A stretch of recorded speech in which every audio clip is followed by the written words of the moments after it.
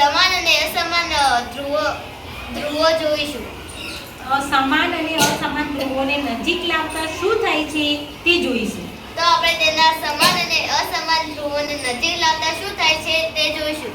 તો સૌથી પહેલા આપણે અસમાન ધ્રુવોને છોડીશું. તેના નજીક લાવતા શું થયું? ફરી કર. આપણે આમાં મૂકી નહીં કરવાનું, ખાલી મૂકીને અને નજીક લઈ જાય, એક ન લઈ જાવ. હા, તેના નજીક લાવતા શું થયું? કયા કયા ધ્રુવો છે જોજો. એકનો તો બંને કેવા કહેવાય?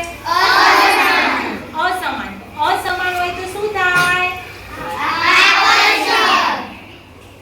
હવે આપણે બંનેના સમાન ધ્રુવો જોડીશું. નજીક લાવીશું. બંનેના સમાન ધ્રુવોને એકબીજાની નજીક લાવીએ.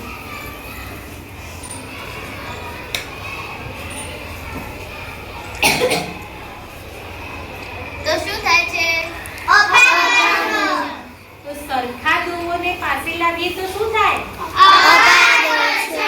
તો સમજ પડી તમને?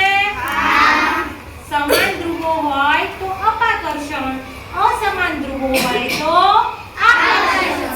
સમજ પડી? ઓકે, ચાલો હવે આપણે આ પ્રયોગ કરવાનો છે. આજે આપણે જોઈશું કે ચુંબક લોખંડને આકર્ષે છે કે નહીં.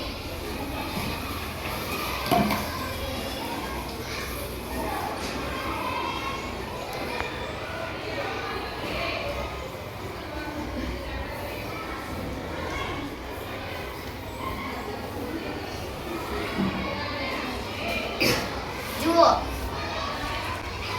ચુંબક લોખંડને આકર્ષે છે, પરંતુ સૌથી વધુ લોખંડ ક્યાં ચોટે છે?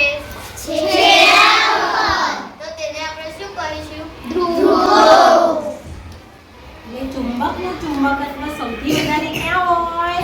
છેડા પર. છેડા ઉપર હોય. સમજ પડી ગઈ?